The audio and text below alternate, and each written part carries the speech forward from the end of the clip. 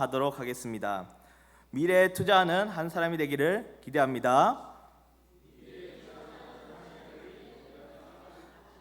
네, 어려우시죠? 한 번 더 인사할 때 하나님이 보기에 기쁨이 되는 사람이 되기를 원합니다라고 인사해 보도록 하겠습니다.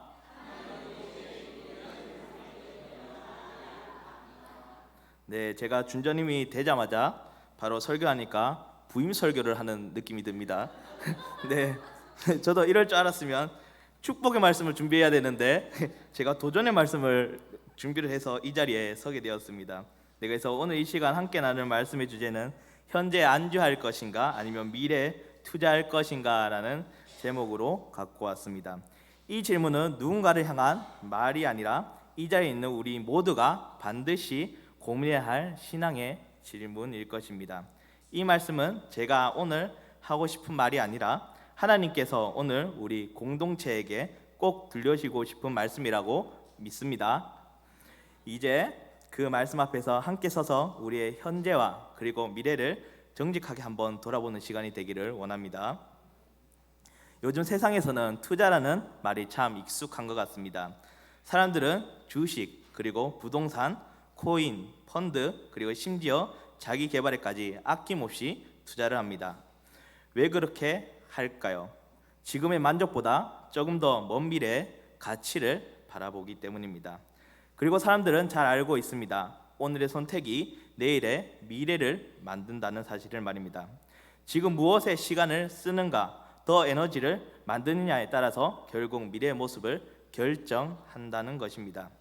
그런데 우리는 아이러니하게도 신앙에서는 이 투자라는 개념이 점점 사라지고 있는 것 같습니다. 우리는 눈앞의 문제들에 집중하느라 하나님 나라의 미래 그리고 교회의 다음 세대에 대한 투자에 대해서는 점점 더 뒤로 미루고 있지는 않은지 한번 돌아봐야 될 것 같습니다. 오늘 말씀을 통해서 이 질문 앞에서 우리가 하나님 앞에 더 정직하게 서기를 소망합니다. 오늘 본문은 마태복음 25장으로 알려진 달란트 비유입니다. 주인은 종들에게 각각 능력에 따라서 5달란트 그리고 2달란트, 1달란트씩 맡깁니다. 그리고 일정 시간이 지난 후 그들의 맡긴 것을 어떻게 사용했는지, 그리고 다시 말해 그들의 투자의 결과를 확인하기 위해서 다시 돌아옵니다. 5달란트 받은 종은 열심히 일을 하여서 다시 5달란트를 더 남겼고, 2달란트를 받은 종은 또 역시 2달란트를 남겼습니다. 그래서 주인은 이렇게 칭찬합니다. 잘하였도다, 착하고 충성된 종아라고 말입니다. 그들이 받은 칭찬의 기준은 얼마를 벌었는가가 아닙니다. 어떻게 사용했느냐였습니다. 하지만 1달란트를 받은 종은 조금 달랐는 것 같습니다. 그는 주인이 맡긴 것을 땅속에 묻어버렸습니다. 그리고 이렇게 변명합니다. 주인이시여, 당신이 엄한 사람인 줄 알았기에 내가 잃을까봐 두려워서 숨겨 두었나이다 라고 말을 합니다. 그는 잃지는 않았지만 그와 동시에 얻지도 못한 종이 되어버렸습니다. 왜냐하면 아무것도 하지 않았기 때문입니다. 여러분, 이 비유는 단지 돈을 불려라 라는 얘기를 하고 싶은 것이 아닙니다.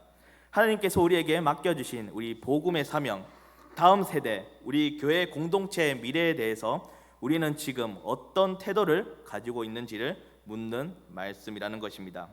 오늘 본문은 우리에게 이렇게 질문을 하고 있습니다. 너는 내게 맡겨진 것을 묻어두었느냐, 아니면 믿음으로 투자를 하고 있느냐라는 것입니다. 사랑하는 성도 여러분, 지금 한국교회는 위기의 시대를 맞고 있습니다. 예배당은 여전히 존재하고 찬양은 울려 퍼지고 있지만 교회의 미래의 소리, 아이들의 웃음소리는 점점 사라지고 있습니다. 통계적으로 볼 때는 더욱더 뚜렷하게 나타나고 있습니다. 한국교회의 주일학교 출석률은 지난 10년 사이에 비해 80% 이상 감소했다고 합니다. 예전에는 교회마다 초등부실 그리고 중고등부실이 감당이 안 될 정도로 아이들이 많았다고 합니다. 그런데 이제는 교회 안에서 뛰어노는 아이의 소리들이 들리는 것이 오히려 더 낯설 정도입니다. 더 심각한 것은 교회를 지킬 다음 세대가 점점 더 줄어들고 있다는 것입니다. 여러분, 한번 상상해 보시길 바랍니다. 지금으로부터 10년 뒤, 그리고 30년 뒤, 그리고 50년 뒤, 지금 우리 성서중앙교회는 누가 지키고 있을까요? 그때 이 자리에 앉아 있을 사람은 지금의 우리일까요? 아마 아닐 것입니다. 현재 청년들 그리고 지금 유년부와 중고등부에 있는 아이들이 바로 미래 교회를 지킬 세대들일 것입니다. 그런데 그 아이들이 지금 교회 안에 없고 신앙 안에 자라나지 못한다면 과연 우리 교회가 존재할 수 있을까요? 여러분, 이것은 단순히 교육부서만의 문제가 아닙니다. 이것은 우리 교회의 미래가 걸린 생존의 문제이고 그리고 복음 계승이 걸린 영적 책임의 문제입니다. 여러분, 우리가 이 자리에 있게 된 이유를 한번 돌아보면 좋을 것 같습니다. 우리는 그냥 믿음이 생긴 세대가 아닙니다. 누군가의 눈물과 그리고 그 헌신 그리고 믿음의 투자 위에 우리가 서 있게 된 것입니다. 우리가 내년이면 50년이라는 역사를 가지게 됩니다. 50여 년 속에 역사 속에 우리가 그냥 막연히 교회에 나와서 이 교회를 지켰겠습니까? 절대 아니라는 것입니다.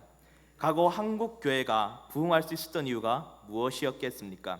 그때 교회는 결코 부유하지 않았습니다. 건물도 크지 않았고 냉난방 시설도 잘 되지 않는 예배당이 대부분이었습니다. 그럼에도 불구하고 믿음의 어르신들이 계셨기 때문에 미래를 향한 믿음의 씨앗을 심었다는 것입니다. 예배당을 세우기 위해 자신의 땅을 팔고 전 재산을 헌금함에 드렸던 믿음의 어르신들이 계셨다는 것입니다. 그분들은 지금 내 편안함을 바라보며 살지 않으셨습니다. 언젠가 이곳에서 하나님을 예배하게 될 다음 세대들을 바라보면서 눈물로 기도했고 기꺼이 희생했고 조용히 헌신했다는 것입니다. 그 믿음 때문에 그리고 그 눈물 때문에 오늘 우리가 이 자리에서 예배를 드릴 수 있었다는 것입니다. 우리는 그분들의 기도의 수혜자이며 그분들의 헌신에 맺은 열매일 것입니다.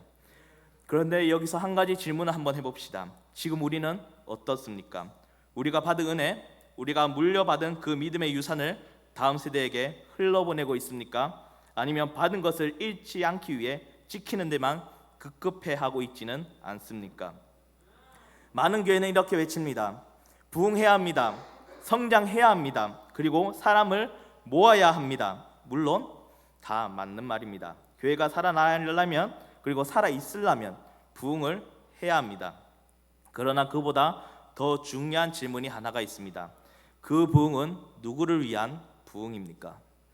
혹시 나를 위한 부흥입니까? 우리 세대의 편안함을 위한 부흥에 혹시 머물러 있지는 않습니까? 하나님께서 기뻐하시는 부흥은 나만 잘 되는 부흥이 아니라 다음 세대를 살리는 부흥일 것입니다. 하나님은 다음 세대를 잇는 교회를 원하시고 믿음이 끊기지 않고 흘러가는 공동체를 원하십니다. 지금 우리가 중심에 서는 교회가 아니라 우리 뒤에 올 미래 세대를 세워주는 교회가 되어야 한다는 것입니다. 우리가 여기까지 이루어 놓았으니 이제는 너희가 알아서 만들어가라. 이 말은 결코 믿음의 전수가 아닙니다. 이것은 책임의 포기이며 믿음의 미래의 단절을 선언하는 것과 같습니다. 믿음의 계승은 자동으로 이루어지지 않습니다. 우리가 의도적으로 투자하고 헌신하고 그리고 눈물의 수고 없이는 절대 다음 세대와 미래 세대가 세워지지 않는다는 것입니다.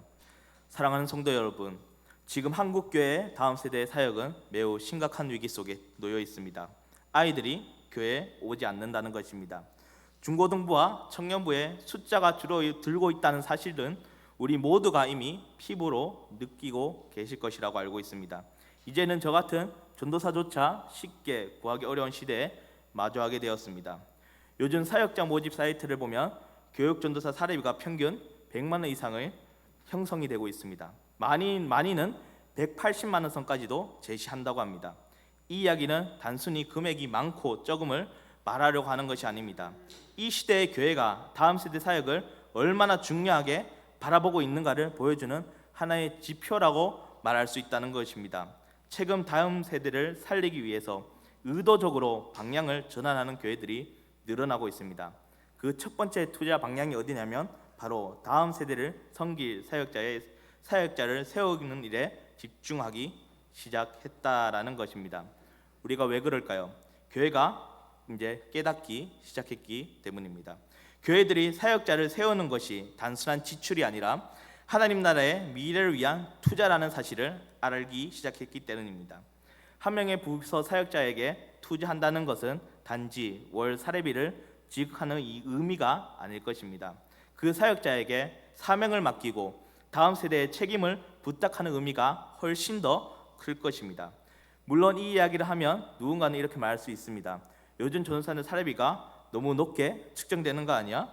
180만 원 주는 교회는 형편이 되는 교회나 대형 교회 이야기 아니야? 라고 말할 수도 있을 겁니다. 그 말이 틀렸다고만 할 수는 없습니다. 형편에 따라 다 다를 수도 있기 때문입니다. 이미 최선을 다해 투자하고 있는 교회도 분명히 존재합니다. 또 어떤 교회는 교회 형편에 비해서 다음 세대에 향한 투자가 아직도 충분하지 못한 교회도 있습니다. 그러나 확실한 것은 다음 세대에 투자를 한 교회에는 젊은 사역자들과 재능 있는 사역자들이 몰리는 것이 확실하다는 것을 기억하였으면 좋을 것 같습니다.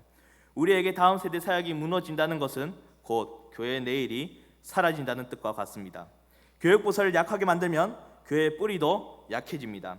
아이들이 예배드릴 공간이 부족하면 그리고 사역자들이 지쳐 떠나간다면 그것은 단순히 한 부서의 약화가 아니라 하나님 나라의 다음 제자들이 쓰러지고 있다는 신호일 것입니다. 그러므로 우리는 이 현실을 단순히 시대의 흐름으로 받아들여서는 안 될 것입니다. 이건 세상의 변화 때문이 아니라 교회가 투자하지 않았기 때문입니다. 지금의 위기는 곧 교회가 얼마나 다음 세대를 우선순위로 두지 않았는가에 대해 보여주는 우리의 거울입니다. 사랑하는 여러분, 우리가 예배당을 아름답게 정돈하고 환경을 갖추는 것도 매우 중요한 일입니다. 하지만 그 예배당 안에서 채워갈 다음 세대의 영혼을 세우는 일은 그보다 훨씬 더 큰 하나님의 사역일 것을 믿습니다. 교회가 살아있다는 증거는 건물의 크기나 장식이 아닙니다. 그 안에서 다음 세대의 찬양 소리가 들리느냐에 달려 있습니다. 이제는 그러므로 말로만 다음 세대가 중요하다고 말하지 맙시다. 이제는 실제로 시간과 재정, 사람을 투자하는 교회로 거듭나길 원합니다. 하나님께서 기뻐하시는 교회는 현재의 편안함에 머무르지 않고 미래의 교회를 바라보며 헌신하는 교회이기 때문입니다. 사랑하는 성도 여러분, 제가 한 가지 질문을 드려보도록 하겠습니다. 마음속으로 생각해 보시길 바랍니다. 교회는 항상 깨끗해야 한다는 이유로 정리가 안 되거나 조금이라도 어지르면 도저히 용납 안 되는 교회가 첫 번째 교회입니다. 그리고 두 번째 교회는 아이들이 뛰어다니고 조금 어지럽혀도 조금 정신없어 보여도 매주 아이들이 함께 예배하며 자라가는 교회가 있습니다. 여러분은 우리 어떤 교회가 되길 원하십니까? 우리 교회가 아마도 후자의 교회가 다들 되기를 원하실 것입니다. 저도 개인적으로 후자가 더 아름다운 교회라고 생각을 합니다. 사실 우리 교회는 이미 이 길을 너무나도 잘 걷고 있습니다. 아이들이 어지럽히고 음식물을 많이 흘려도 불평보다 묵묵히 뒤에서 정리해 주시는 분이 너무나도 많기 때문입니다. 그 모습 속에서 저는 우리 교회에 미래가 있다고 생각을 합니다. 믿음의 선배님들이 우리를 위해서 그 길을 먼저 걸어오셨듯이 이제는 우리가 다음 세대를 위해 그 길을 이제 걸어가야 할 때인 것 같습니다. 오늘 우리가 드리는 이 헌금과 헌신이 단순한 지출이 아니라 미래 세대를 위한 믿음의 투자가 되기를 간절히 원합니다. 우리 교회가 진정으로 변화하고 부흥하기를 원하신다면 이제는 누군가를 기다리는 교회가 아니라 이제는 내가 먼저 나서는 교회가 되기를 원합니다. 누군가 하겠지, 언젠가 누가 세우겠지, 이 생각으로는 아무 일도 일어나지 않습니다.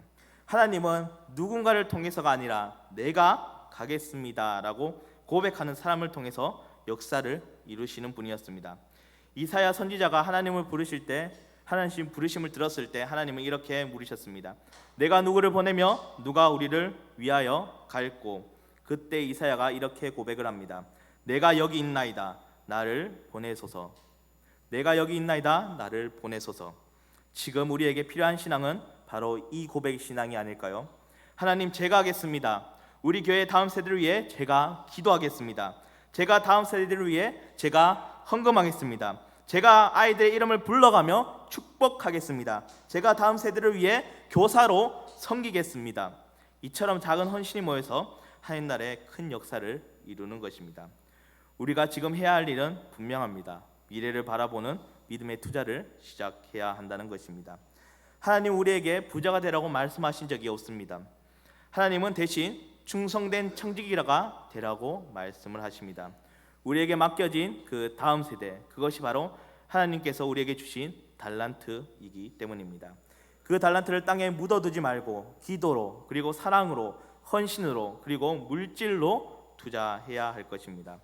여러분, 교회는 돈이 많은 곳에 세워지는 것이 아닙니다.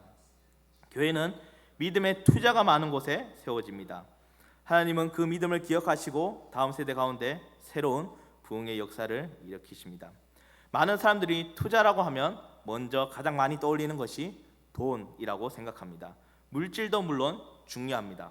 하지만 하나님께서 가장 기뻐 받으시는 투자는 시간의 투자입니다. 우리의 시간은 곧 우리의 마음입니다. 지금 우리는 얼마나 다음 세대와 시간을 보내고 있습니까? 아이들과 청년들을 위해 얼마나 기도하고 그들의 이름을 얼마나 불러주고 있습니까? 교회 역사를 보면 모든 부흥의 시작에는 기도하는 세대가 있었습니다. 기도는 다음 세대를 위한 가장 강력한 영적 투자입니다. 아이들을 위해, 청년들을 위해 기도하는 어른이 있다는 것은 그 자체로 하나님의 은혜일 것입니다. 다음 세대를 세우는 것은 프로그램 행사로 만드는 것이 아닙니다. 기도하는 한 사람이 그들의 인생을 세워가는 것입니다. 내년에 교회학교 교사가 부족하다는 사실 혹시 성도 여러분 알고 계십니까? 여러분 도전하시길 바랍니다. 미래를 위해서 교사로 헌신하시길 바랍니다. 지금 눈에 보이는 열매가 없을 수도 있습니다. 하지만 하나님은 우리의 기도를 절대 잊지 않으실 것입니다. 우리가 흘린 눈물은 다음 세대의 뿌리가 될 것입니다. 우리가 드린 기도는 그들의 신앙을 붙드는 토양이 될 것입니다. 성도 여러분, 하나님께서는 또 물질을 통해서 믿음을 시험하십니다. 왜냐하면 우리의 지갑이 곧 우리의 마음을 드러내기 때문입니다. 성경에 이렇게 말합니다. 내 보물이 있는 그곳에 내 마음도 있느니라. 우리가 진정 다음 세대를 사랑한다면 그 사랑을 물질로도 표현할 줄 알아야 합니다. 다음 세대를 위한 선교 헌금, 장학금, 교육재정 마련 등 그것은 지출이 아니라 우리의 영적 투자일 것입니다. 여러분, 세상 사람들은 돈을 벌기 위해서 투자합니다. 하지만 우리는 영혼을 살기 위해서 투자해야 합니다. 그것이 우리 교회의 존재 이유이기 때문입니다. 제가 오늘 이 메시지를 강하게 전하는 이유가 있습니다. 다른 의도는 없습니다. 내년부터 양전도사님과 제가 다음 세대 활성화를 위해서 더 많은 부서를 책임지기로 했기 때문입니다. 제가 그 과정에서 목사님께 한 가지 조건부 요청을 걸고 청년부를 맡겠다고 말씀드렸는데 혹시 성도님들 제가 이때까지 설교를 쭉 보면서 어떤 조건일지 예상이 가십니까? 네, 보통 교회에서는 사역자가 한 부서를 더 맡으면 설교량이 늘고 돌봐야 할 일이 많아져서 사례가 오르는 것이 일반적입니다. 그런데 저희는 다른 교회처럼 사례를 요구한 적도 없고 우리가 더 일하니 인정해달라고 말한 적도 없습니다. 우리는 한 가지 부탁을 드렸습니다. 청년부 사역자를 따로 구하지 않아도 되니 최소한 청년들을 신방하고 돌볼 수 있는 기본적인 재정만 허락해 달라라는 것이었습니다. 저는 솔직한 마음으로 지난해보다는 조금이라도 더 배려해 주시겠지라는 생각을 솔직히 했습니다. 그런데 지난주 결과를 들으면서 청년부 예산이 동결이라는 마음을 듣고 즉 올해와 완전히 동일하다는 이야기를 듣고 솔직히 충격을 받았습니다. 네, 그 소식을 듣자마자 제 마음에 솔직한 심장으로 후회와 실망이 동시에 밀려왔습니다. 교회가 함께 다음 세대를 더 품어할 이 시점에서 마치 언제든 떠나도 이상하지 않은 이 전도사 둘만 다음 세대를 살리겠다고 발버둥하는 느낌이었습니다. 솔직하게 얘기해서 청년들을 맡겠다고 결단한 후 저는 지난 2달 동안 서울 지역 여러 교회 청년부 사역자들을 찾아다녔습니다. 그리고 양육교재는 어떤 걸 사용하는지, 청년들은 또 어떻게 세우는지, 다음 세대가 살아나는 실제 사례를 무엇인지 배우면서 그리고 듣고 연구했습니다. 그런데 솔직하게 말씀드리자면 지금의 재정 구조로는 그동안 배운 것들을 거의 적용할 수 없습니다. 수련회 한두 번 그리고 몇 차례 큰 행사면 진행되는 부서 예산이 금세 바닥이 나버립니다. 부서를 돕고 싶어도 하고 싶어도 예산이 없으니 할 수 없는 현실 앞에 마주 서게 되어버린 것입니다. 청년들을 위한 그리고 청년들만의 모임조차 현실적으로 쉽게 지금 계획할 수 없는 실정에 마주해 버린 것이랍니다. 사랑하는 성도 여러분, 나무가 열매를 맺기 위해서는 최소한 물과 영양분이 반드시 필요로 합니다. 아무리 좋은 열매를 원하는 마음이 있어도 물을 주지 않는다면 열매가 맺히지 못한다는 것입니다. 우리 다음 세대 사역도 그러한 것 같습니다. 투자 없는 열매는 존재하지 않습니다. 그래서 제가 진지하게 한 주간 고민을 너무 많이 했습니다. 내가 청년부를 시작하지 말아야 하는 것인가? 재정적 압박 속에서 두 부서를 감당하는 것이 정말 옳은 일인가? 라는 제 마음이 정말 많이 흔들렸습니다. 여러분, 사역자들이 가장 맡기 어려워하는 부서가 어떤 부서인지 아십니까? 많은 사역자들이 한결같이 말합니다. 바로 청년부입니다. 네, 청년들은 공감도 해주고 대부분 분위기가 좋습니다. 하지만 스스로 이제 신앙을 선택할 수 있는 나이입니다. 그래서 상처를 받으면 교회에 안 나올 수도 있고 분위기가 안 맞으면 다른 교회로 옮기기도 합니다. 그리고 저는 사실 건강이 좋은 편도 아닙니다. 그럼에도 불구하고 이번에 준전인 사역까지 맡으면서 주중에는 제가 다른 직장 일로 하고 주말에는 사역자로 내년부터는 제가 사실상 쉬는 날 없이 매일을 보내게 됩니다. 제가 최근 토요일 3주 연속으로 교회 8시 이후에 퇴근 후에 설교 마무리가 오늘도 새벽 1시에 마무리가 되었습니다. 네, 제가 왜 이렇게까지 무례해 보일 수 있는 선택을 했을까요? 목사님을 돕기 위해서일까요? 아니면 제 목회 커리어를 위해서일까요? 둘 다 아닙니다. 저는 제 커리어를 위해서 일하지 않습니다. 저는 이 교회를 마지막 사역지로 생각하고 있습니다. 이거는 진심입니다. 그래서 제 커리어는 중요하지 않습니다. 그렇다면 목사님 때문일까요? 물론 목사님을 돕고 싶은 마음도 있습니다. 그러나 그 선택이 전부는 아닙니다. 제가 이 길을 선택한 이유는 오로지 하나입니다. 미래의 성서중앙교회, 그리고 성서중앙교회 다음 세대를 세우기 위해서입니다. 그래서 성도님들께 여쭙습니다. 성도님들은 미래의 나를 위해서가 아니라 미래의 성서중앙교회를 위해서 얼마나 투자하실 수 있겠습니까? 저 혼자 발버둥 치는 사역이 아니라 성도님들과 함께 다음 세대를 세우는 사역이 될 수 있도록 저와 함께 이 길을 걸어가 주실 수 있겠습니까? 성도님들의 동참 의지가 없다면 저도 청년부는 자신이 없을 것 같습니다. 그러나 성도님들이 함께 동참해 주신다면 제가 저의 최선을 다해서 청년부를 이끌어 갈 것입니다. 함께 동참해 주시겠습니까? 제가 여기서 인증을 받아야지 제가 목사님께 청년부를 하겠다고 발표를 할 것입니다. 할 수 있겠습니까? 네, 교회가 청년들에게 너희가 미래다라고 말하면서 정작 미래에게 재정이 없으니 너희가 알아서 해라 말한다면 그것은 모순 아니겠습니까? 네, 봉사할 때 젊으니까 너희가 해라 하고 차양팀과 부서마다 투입시키면서 정작 돌봄과 지원에서는 예면 받는다면 그건 잘못된 거 아닙니까? 청년들도 교회 학교입니다. 그리고 청년들도 다음 세대입니다. 우리는 너무 익숙해져 잊어버린 것 같습니다. 우리는 모두 한때 지원을 받으며 자랐던 우리 모두가 다 청년들입니다. 그 은혜와 기억을 잊지 말기를 원합니다. 오늘 이 설교를 통해서 확실히 말하고자 합니다. 내년 청년부는 성도님들에게 적극적으로 투자를 받을 것입니다. 기도가 필요하다면 기도로, 물질이 필요하다면 물질로서, 도움이 필요하다면 도움으로써 주보에 광고를 요청하여서라도 투자를 받아낼 것입니다. 네, 제가 주보를 담당하기 때문에 제가 목사님 몰래 집어넣을 것입니다. 네, 이유는 딱 한 가지입니다. 청년들에게 우리가 재능도 쓰고 시간도 쓰는데 그 외적인 것까지 솔직히 부탁할 수 없기 때문입니다. 전사님이 오늘 좀 강성으로 나오시네 라고 말하시겠지만 우리가 믿음의 선배라면 우리가 이 정도는 해줄 수 있는 거 아니겠습니까? 네, 제가 원래 연말 예산에 예민할 시기에 재정에 대한 설교를 갖고 오는 게 아닌데 제가 참 미쳤죠. 네, 제가 적고도 후회했습니다. 하지만 도전을 해야 더욱더 발전되는 성서중앙의 미래가 있다고 저는 생각했습니다. 제가 이렇게 말을 해야지 또 오늘 청년 회장님이 또 있더라고요. 청년들로 내가 내년에 저희를 믿고 따라와 주지 않겠습니까? 세상에서는 물건을 살 때 물건을 먼저 받고 돈을 할부로 나누는 개념이 있습니다. 그런데 신앙생활은 조금 반대인 것 같습니다. 우리가 먼저 적극적으로 투자를 해야지 나중에 열매의 성과를 알 수 있습니다. 당장 규모가 적다고 그 규모에 맞춰 줄여버린다면 점점 더 사람들은 줄어 나갈 것입니다. 사람들은 늘어날 수가 없습니다. 왜냐하면 그에 맞게 맞추어 놓았기 때문입니다. 성도님들, 부모 세대, 장년 세대의 신앙은 다음 세대에게 말보다 모범으로 전해집니다. 다음 세대들은 어른들의 말을 듣기보다는 우리 어른들의 삶을 보기 때문입니다. 교회 안에서 예배를 소중히 여기는 어른들을 본다면 다음 세대들도 예배를 더 귀하게 여길 것입니다. 기도하는 어른들을 본다면 다음 세대들은 무릎 꿇는 신앙을 볼 것입니다.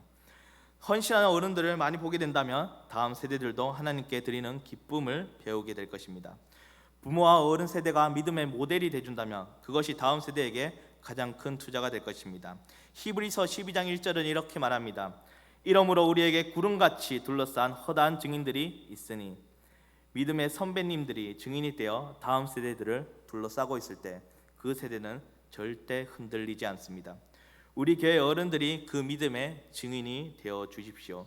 아이들이 성도님들의 예배하는 모습을 보고 성도님들의 찬양을 들으면서 나도 저렇게 되고 싶다라고 말할 수 있게 도와주십시오. 그 모범 하나가 미래의 부흥을 만들 것입니다. 우리가 오늘 해야 할 선택은 명확합니다. 현재 안주할 것인가 아니면 미래에 투자할 것인가. 달란트 비유의 악한 종은 현재의 안정을 택했습니다. 그는 잃지 않으려고 했습니다. 그러나 결국 그는 잃지 않으려 했던 것까지 모두 다 잃어버렸습니다. 반면 착하고 충성된 종은 미래의 가능성을 믿었습니다. 그는 주인의 뜻을 알고 두려움 대신 믿음으로 나아갔습니다. 그 결과 주인은 그에게 더 큰 일을 믿고 맡겼습니다. 하나님은 오늘도 같은 원리로 우리에게 일하십니다. 믿음으로 투자하는 자에게 더 큰 은혜를 맡기십니다. 우리 교회가 다음 세대에게 투자할 때 하나님은 우리 교회를 하나님의 미래를 세우는 통로로 사용하실 것입니다. 사랑하는 성도 여러분, 우리는 지금 이제 교회 50년 역사의 한 페이지를 함께 써 나가고 있습니다. 그리고 이제 이 페이지는 곧 다음 세대가 읽게 될 페이지입니다. 다음 세대들이 나중에 이렇게 고백할 수 있었으면 좋겠습니다. 우리 교회는 이렇게 많은 믿음의 어른들이 계셨구나. 그분들이 우리를 위해서 기도했고 사랑했고 포기하지 않았구나 라고 말할 수 있었으면 좋겠습니다. 그 고백이 바로 여러분을 향한 하나님의 칭찬이 될 것입니다. 지금 우리가 다음 세대를 위해 기도하고 헌신하고 투자한다면 그것은 단지 미래를 준비하는 일이 아니라 영원을 준비하는 일일 것입니다. 교회의 진짜 부흥은 단순히 성도의 수가 늘어나는 것이 아닙니다. 믿음의 세대가 끊이지 않는 것, 그것이 참된 부흥입니다. 하나님은 세대를 잇는 분이십니다. 아브라함의 하나님, 그리고 이삭의 하나님, 야곱의 하나님까지 하나님은 언제나 다음 세대를 통해 일하셨습니다. 그러면 우리 교회가 진정한 부흥을 꿈꾼다면 지금의 세대와 다음 세대가 연결되는 부흥을 이루어야 할 것입니다. 우리의 신앙이 다음 세대로 흘러가야 합니다. 그때 하나님은 우리 교회를 다시 살리실 것입니다. 오늘 이 말씀 앞에서 하나님은 우리 각자에게 묻고 계십니다. 너는 현재에 안주하겠느냐 아니면 미래에 투자하겠느냐. 이제 우리 모두 믿음으로 결단하며 나아갔으면 좋겠습니다. 하나님, 제가 하겠습니다. 제가 다음 세대를 위해 기도하겠습니다. 제가 우리 교회 미래를 위해 헌신하겠습니다. 지금 우리의 선택이 10년 뒤, 30년 뒤, 50년 뒤에 성서중앙교회를 결정할 것입니다. 지금 우리의 헌신이 미래 세대의 신앙을 결정할 것입니다. 사랑하는 성도 여러분, 우리의 인생에서 가장 확실한 투자는 세상의 이익이 아닙니다. 하나님 나라에 대한 투자이자 다음 세대에 대한 투자입니다. 우리가 지금 눈에 보이지 않는 곳에서 씨를 뿌릴 때 하나님은 그 씨를 더욱 자라나게 하십니다. 우리의 기도가, 우리의 헌금이, 그리고 우리의 헌신이, 그 모든 것은 하나님께서 기억하십니다. 설교를 마무리하면서 제가 어떤 찬양을 하면 좋을까 하다가 저번 주에 한 찬양이 제 입가에 맴돌았습니다. 그 찬양이 무엇이냐면 바로 하나님 아버지의 마음입니다. 하나님의 마음이 진짜 이렇지 않을까라면서 한 주간 제가 묵상을 했는데 가사가 이렇습니다. 하나님 아버지, 당신의 마음이 있는 그곳에 나의 마음도, 그리고 우리의 마음도 그곳으로 향하길 원합니다. 하나님 아버지, 당신의 눈물이 고인 그곳에 나의 눈물도, 우리의 눈물도 그곳에 고이길 원합니다. 하나님 아버지가 당신이 바라보는 그 영혼에게 나의 두 눈도, 우리의 두 눈도 그곳으로 향하길 원합니다. 하나님 아버지, 당신이 울고 있는 그 부서에게 나의 두 발이 그리고 우리의 두 발이 그곳으로 향하길 원합니다. 아버지, 우리의 마음이 아버지의 마음을 알아서 나의 모든 뜻 그리고 우리의 모든 뜻이 아버지의 뜻을 향해 닮아가기를 원합니다. 우리의 온몸이 아버지의 마음을 알아 나의 모든 삶이 그리고 우리의 모든 삶이 아버지의 삶이 되기를 원합니다 라는 가사입니다. 우리가 기도 후 결단하면서 찬양할 건데 진심으로 결단하기를 원합니다. 찬양을 불러야 하기 때문에 부르는 것이 아니라 우리의 마음이 이러한 마음이 되기를 소망하며 불렀으면 좋겠습니다. 성도 여러분, 이제는 지금 나를 위한 신앙에서 다음 세대를 향한 신앙으로 나아가야 합니다. 그럴 때 하나님은 이렇게 말씀하실 것입니다. 잘하였다 착하고 충성된 종아, 내가 작은 일에 충성하였으니 내가 많은 것을 내게 맡기리라. 내 주인의 즐거움에 참여할지어다. 우리 모든 성도님들이 이 말을 들을 수 있기를 소망합니다. 제가 기도함으로 설교를 마무리하도록 하겠습니다. 사랑과 은혜가 풍성하신 하나님 아버지, 오늘 우리에게 달란트 비유를 통해서 현재 안주할 것이 아니라 미래를 향한 믿음의 투자를 하라는 말씀을 들려주심에 참으로 감사를 드립니다. 하나님, 우리에게 귀한 신앙을 남겨주신 믿음의 선배님들이 있었기 때문에 오늘 우리가 이 자리에 앉아서 예배를 드릴 수 있었습니다. 그 은혜를 잊지 않게 하시고 우리가 받은 복음의 유산을 다음 세대에게 흐르게 하는 통로가 되게 인도하여 주시옵소서. 주님, 우리 교회가 잠시 편안함을 하는 선택을 하지 않고 다가올 세대 주님의 미래를 바라보며 헌신하게 하여 주시옵소서. 아이들이 뛰어노는 교회, 찬양과 웃음이 끊이지 않는 교회가 되게 하시고 어떤 병이 들더라도 기쁨으로 투자하는 믿음을 부어 주시옵소서. 물질로서, 시간으로서, 기도로서, 사랑으로서 다음 세대를 품게 하시며 한 명의 아이와 한 명의 청년을 향한 예수님의 마음을 다가가게 하여 주시옵소서. 주님, 우리의 수고가 눈물일지라도 미래에는 반드시 열매가 맺힐 줄을 믿습니다. 성령님, 우리에게 내가 여기 있나이다 나를 보내소서라고 고백하게 하시고 이 시대에 진정한 필요한 일꾼으로 세워나가게 만들어 주시옵소서. 오늘 드린 말씀을 통해서 나의 마음에 새기게 하시고 우리 교회 부흥이 지금의 아닌 미래를 바꾸는 부흥이 되게 하시고 다음 세대를 통해 주님의 나라가 확장되고 이 땅에 새 생명의 역사가 일어나게 하여 주시옵소서. 감사드리며 모든 걸음 되시는 예수 그리스도의 이름으로 기도드립니다. 아멘. 결단 찬양, 하나님 아버지의 마음 찬양하도록 하겠습니다.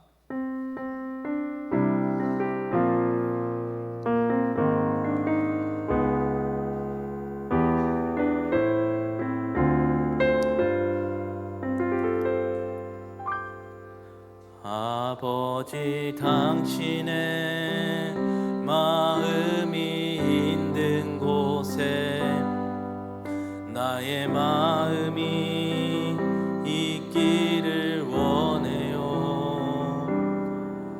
아버지, 당신의 눈물이 고인 곳에 나의 눈물이 고이길 원해요. 아버지, 당신이 바라보는 영혼에게 나의 두 눈이 향하길 원해요. 아버지, 당신이 울고 있는 어느 땅에 나의 두 발이 향하길 원해요. 나의 마음이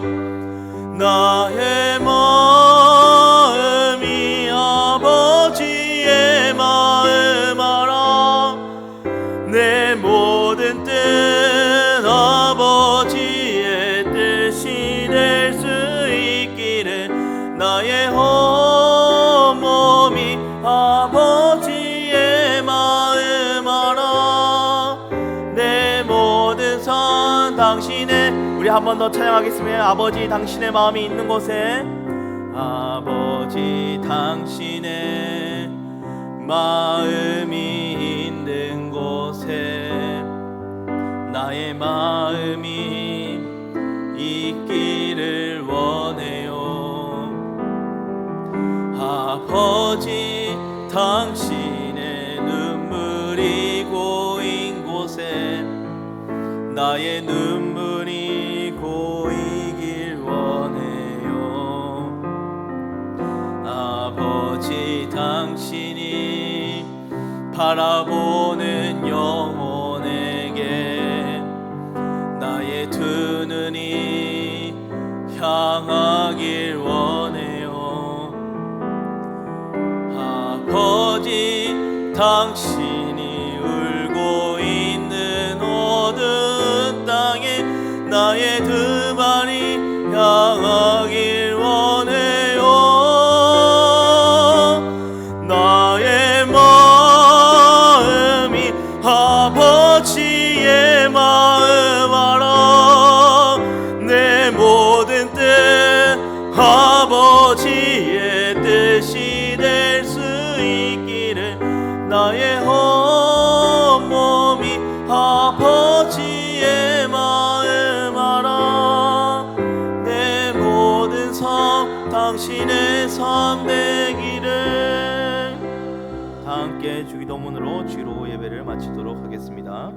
하늘에 계신 우리 아버지, 아버지의 이름을 거룩하게 하시며 아버지의 나라가 오게 하시며 아버지의 뜻이 하늘에서와 같이 땅에서도 이루어지게 하소서. 오늘 우리에게 일용할 양식을 주시고 우리가 우리에게 잘못한 사람을 용서하여 준 것 같이 우리 죄를 용서하여 주시고 우리를 시험에 빠지지 않게 하시고 악에서 구하소서. 나라와 권능과 영광이 영원히 아버지의 것입니다. 아멘.